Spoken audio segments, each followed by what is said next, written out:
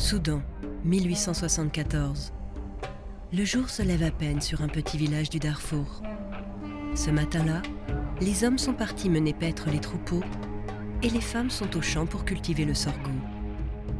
Parmi elles, une mère et sa petite fille, qui la suit toujours partout où elle va.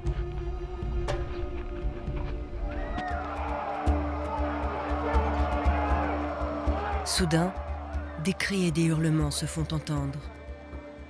Des négriers pillent le village, tuent les anciens et kidnappent les plus jeunes.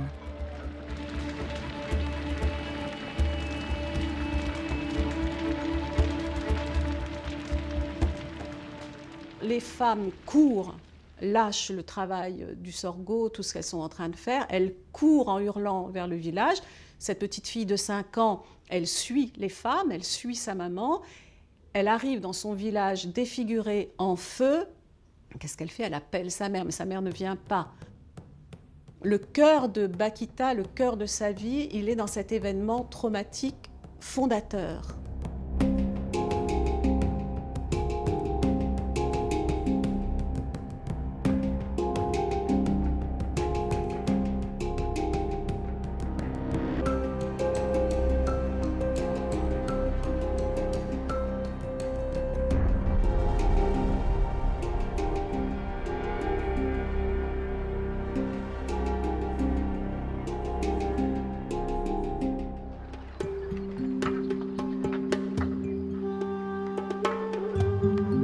Fini le temps de l'insouciance pour la petite fille.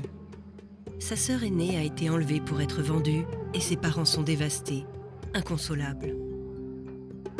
Elle dira plus tard « Ce fut mon premier chagrin, mais combien d'autres m'attendraient encore ?» Les kidnappeurs reviennent dans le village. Ce n'est pas les mêmes. Il est fort probable que ce soit des voisins, tout simplement. Ils sont que 2. C'est comme quand on enlève un enfant dans le jardin public et qu'on détourne le regard ou au supermarché. Elle est tout à côté des siens. Si elle crie, on l'entend. Ces 2 hommes-là, c'est ce qu'on appelle la sidération, qu'on prend maintenant en compte vis-à-vis des enfants qui sont victimes de violences. Elle est sidérée. Ils ont, ça elle l'a raconté plusieurs fois, ils ont un poignard, ils lui mettent contre le cou et lui disent « Si tu parles, je te tue ». Elle a 7 ans. Et là, c'est les derniers instants de sa vie, libre. Le choc est si violent pour la petite fille qu'elle en oublie son prénom. Ses ravisseurs la surnomment alors avec ironie Bakita, ce qui veut dire la chanceuse en arabe, avant de la vendre à un marchand d'esclaves. Le voyage dura 8 jours.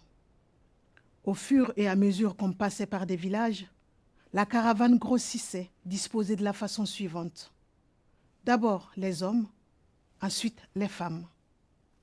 Tous étaient attachés par le cou avec une grosse chaîne serrée par des cadenas fermés à clé. Malheur si quelqu'un se penchait ou s'arrêtait. Gare à son cou et à celui de son compagnon. Nous les plus petites, nous n'avions pas de chaîne. Nous marchions au bout de la file au milieu des patrons. L'esclavage s'est pratiqué partout. Partout dans le monde, de tout temps, dans toutes les civilisations. On a cette référence terrible de la traite transatlantique. Mais avant ça, il y avait la traite arabo-musulmane.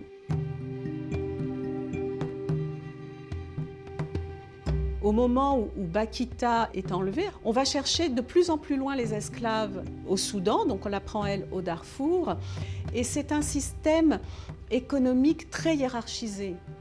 Comme dans tout système mafieux, il y a 2-3 chefs de guerre qui sont à Khartoum, à la capitale. Donc ils ont les petites mains, on pourrait dire, qui vont prendre les esclaves et les amener, parce qu'il faut traverser le pays avant d'arriver à Khartoum. Ça s'appelle des zéribas, c'est des centres de tri. Il y a les vieux, on les vend pour pas cher. Il y a les petits garçons dont on fait des eunuques, mais beaucoup en meurent. Il y a les filles, plus ou moins. Voilà, on les trie. Il faut tellement se mettre en tête que c'est une marchandise. C'est-à-dire l'ivoire ou l'esclave, c'est pareil, ça se calcule. Il y a une rentabilité, ça se prend, ça se braconne.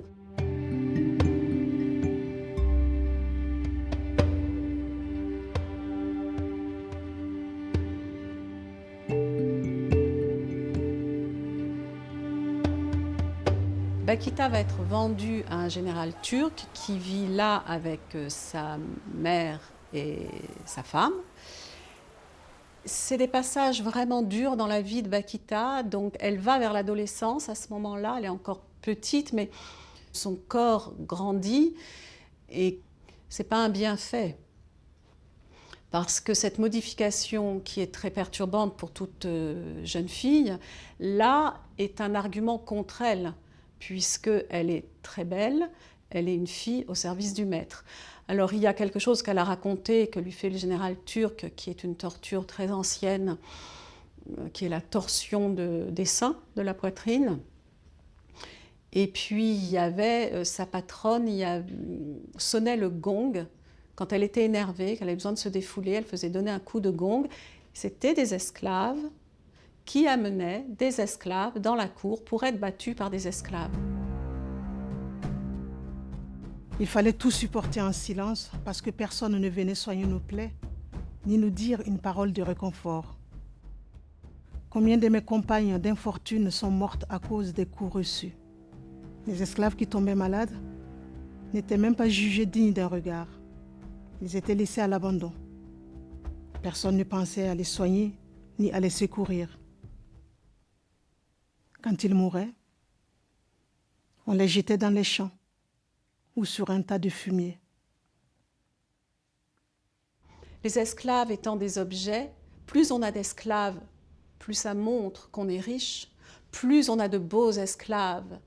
Ça veut dire jeune, vaillant, plus c'est encore un signe de richesse. Et la maîtresse décide, quand elle va au marché, quand ses amis viennent, quand elle sort, elle va avec ses plus beaux esclaves. Et elle décide de les faire tatouer, comme ça se faisait à l'époque, mais c'est une scarification de tout le corps en fait. La coutume voulait que les esclaves, en l'honneur de leur patron, portent sur leur corps des tatouages par incision. Arriva alors une femme experte dans cet art cruel. Elle ordonna à l'une d'entre nous de s'étendre par terre et à deux esclaves parmi les plus forts de la tenir, l'un par le bras, l'autre par les jambes. Alors elle commença à faire sur le ventre de la malheureuse une 60aine de signes fins avec de la farine. Puis, elle prit le rasoir et se mit à taillader chaque signe qu'elle avait tracé. La pauvre fille gémissait, le sang jaillissait de chaque entaille. Enfin, elle prit le sel et de toutes ses forces, elle frotta chaque blessure pour que grossisse l'entaille. Quand ce fut mon tour, j'ai eu l'impression de mourir à chaque instant, surtout quand elle m'a frotté avec le sel. Je peux vraiment dire que si je ne suis pas morte, c'est par un miracle du Seigneur qui me destinait à des choses meilleures.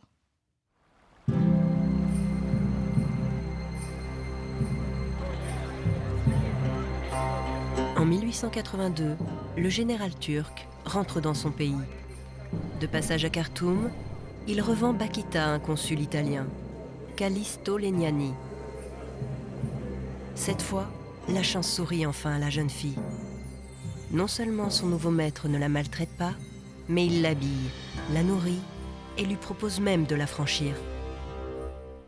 Il dit à Bakita, voilà, tu viens d'où? Tu peux retourner chez toi.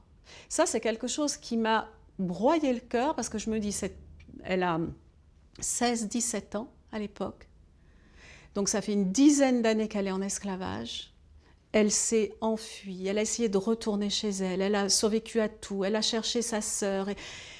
Et là, on lui dit, c'est bon, ça y est, tu vas rentrer chez toi. Dis-moi juste où c'est, je t'amène. Elle ne sait pas. Elle a parcouru des milliers de kilomètres à pied. Elle ne sait pas d'où elle vient.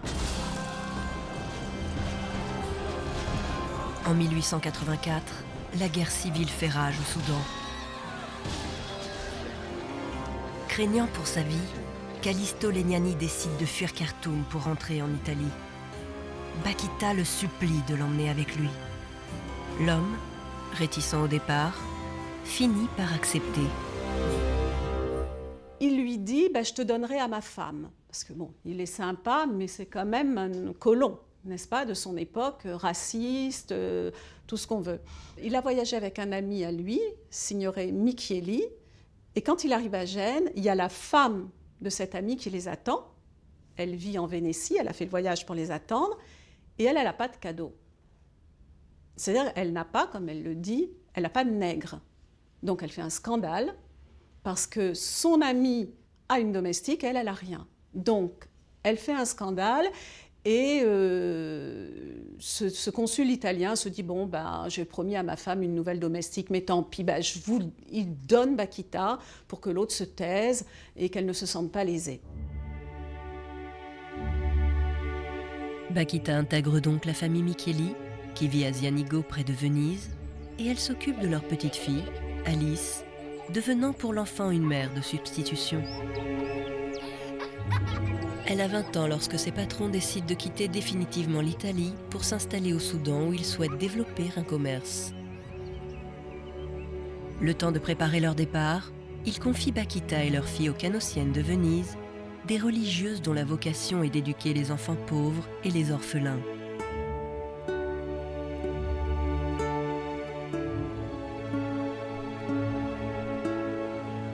Pendant plusieurs mois, Bakita loge dans le couvent des Sœurs. La fenêtre de sa chambre donne sur le grand dôme blanc de la basilique Santa Maria del Salute.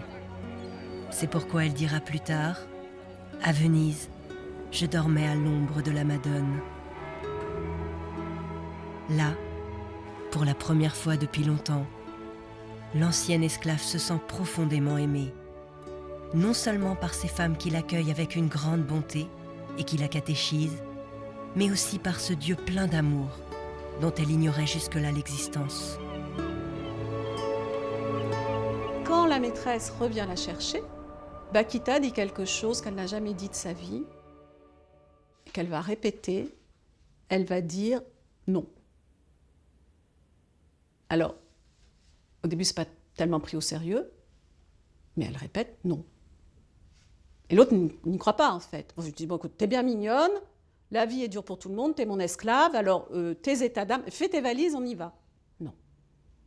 Là, c'est une telle révolution que ça va aller jusqu'au procès.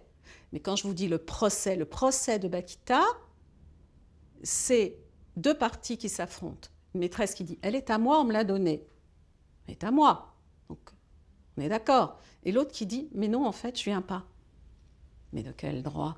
Donc, il y a le procureur du roi qui vient, il y a les cardinaux qui viennent, il y a les magistrats, il y a les hommes de loi, et puis il y a ce procès, mais inimaginable aujourd'hui.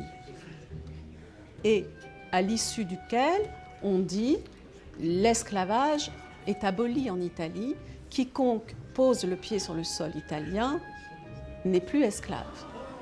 Elle est affranchie. Madame Michieli se mit en colère, me traitant d'ingrate. Mais moi, je reste ferme dans mon idée. Pleurant de colère et de mécontentement, elle prit la petite qui ne voulait pas se séparer de moi pour me forcer à la suivre. J'étais tellement bouleversée que je ne pouvais plus prononcer un seul mot. Je les quittais en pleurant et je me retirais, contente de ne pas avoir cédé. C'était le 29 novembre 1889.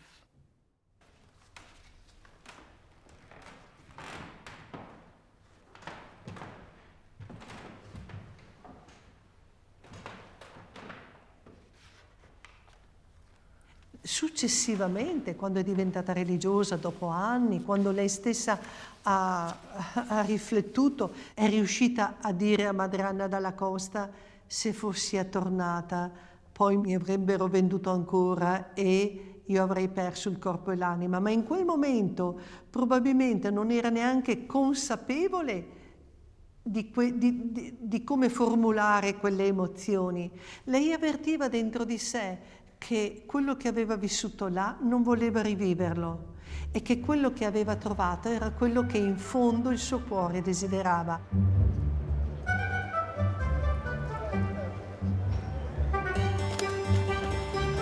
Désormais libre, Bakita demande le baptême qu'elle reçoit à Venise, dans la chapelle des Sœurs. Elle confiera plus tard, les larmes aux yeux, qu'elle éprouva ce jour-là une joie immense, que seuls les anges pourraient décrire.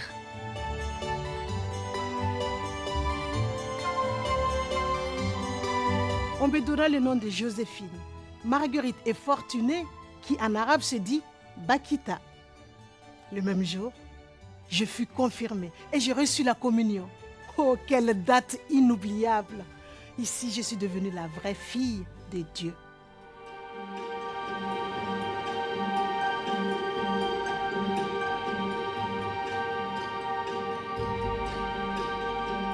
Après son baptême, Bakita sent grandir en elle le désir de consacrer sa vie à Dieu. Mais encore profondément marquée par son passé d'esclave, elle n'ose faire sa demande. Quand j'ai compris que le Seigneur m'appelait à la vie religieuse, j'ai beaucoup souffert parce que je ne savais pas comment m'expliquer. Je me sentais indigne. Et comme j'étais de race noire, j'étais convaincue que j'aurais défiguré l'Institut, qu'on ne m'accepterait pas.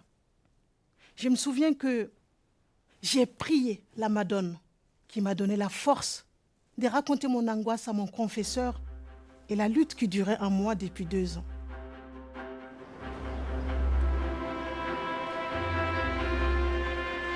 Après quelques années de formation, Bakita rejoint en 1902, à l'âge de 33 ans, le couvent de Schio, situé à une centaine de kilomètres de Venise.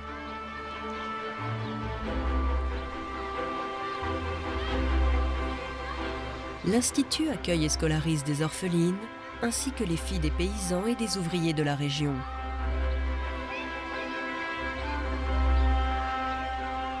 La reazione dei bambini era diversissima. C'era chi vedendo una persona scura aveva paura, c'era chi era stupito, restava incantato, c'era chi la pensava di cioccolato. Elle leur racontait des histoires. Et c'était un personnage.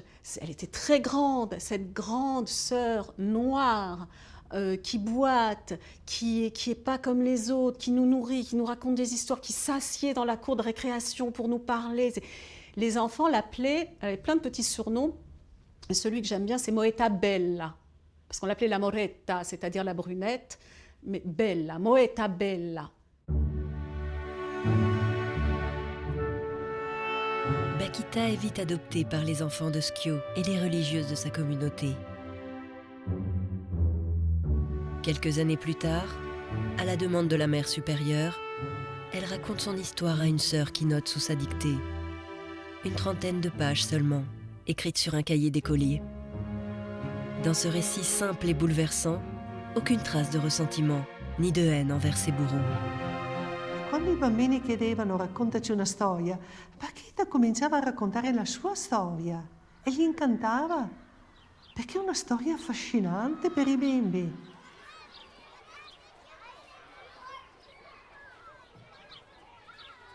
Provavano la rabbia verso chi l'aveva trattata male, allora a quel punto lei metteva una mano sulla bocca e diceva no. Non dite così, non parlate male di queste persone. Se non fosse capitato questo, io non sarei adesso qui con voi, non sarei religiosa, non sarei di Gesù.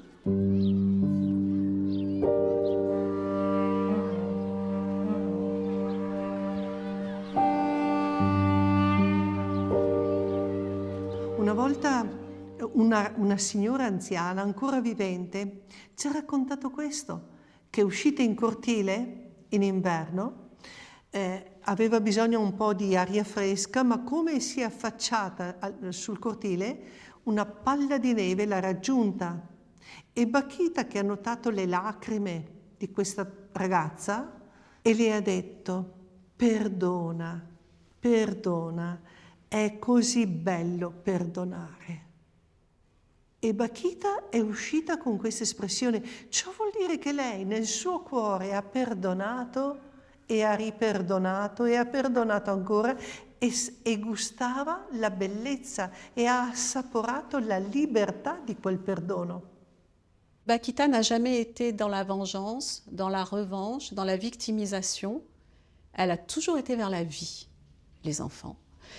Et je me dis, qu'est-ce qu'elle voyait, elle, dans la vie, qui faisait qu'elle pensait que ça valait le coup? Tout ça valait le coup parce qu'il y avait la vie. La vie comme un privilège, malgré tout.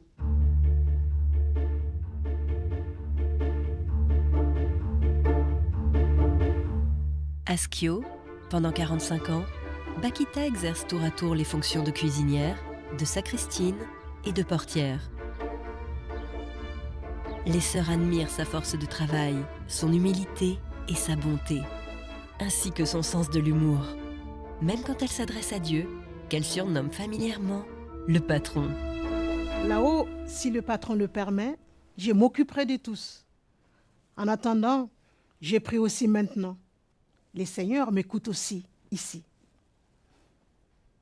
Beh, il senso dell'umorismo in Bakita, le sorelle lo testimoniano tantissimo. Per esempio, lei parlava al femminile, non riusciva a imparare gli aggettivi al maschile in lingua italiana.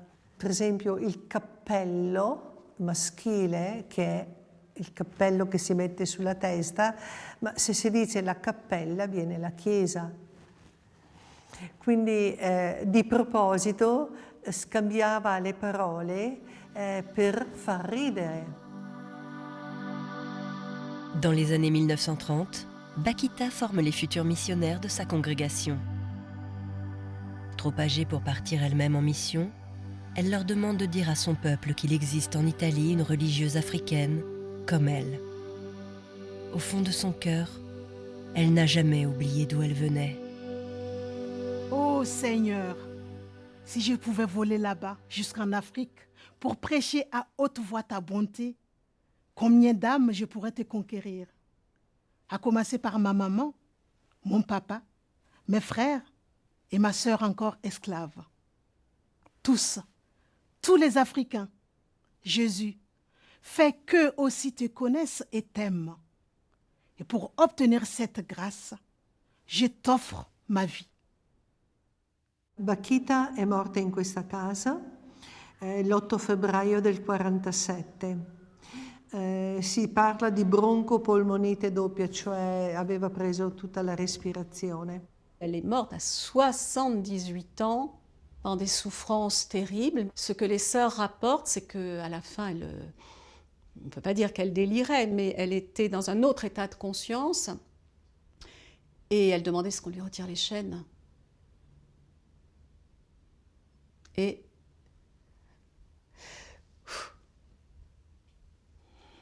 elle appelait sa mère. On revient à l'enfance.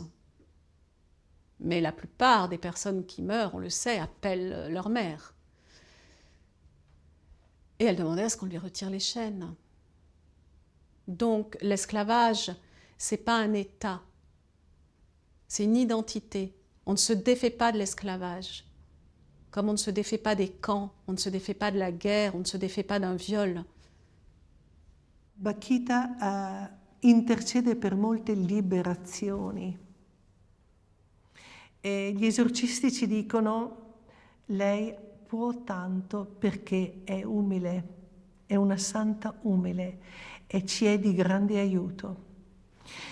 Personalmente devo dire che Bakita in questa casa, da quando io sono qui, quello che mi ha insegnato è l'esperienza del perdono, la forza liberatrice del perdono che ti dà le ali, ma proprio di dimenticare, anche dimenticare il dolore vissuto, perché hai perdonato. 53 ans après sa mort, suite à 2 guérisons miraculeuses, Bakita est canonisée en l'an 2000 par Jean-Paul II. Son corps repose à Schio, dans la chapelle des Sœurs, et son histoire est désormais connue dans le monde entier. L'histoire d'une femme qui a su transformer sa souffrance en une incroyable force de vie.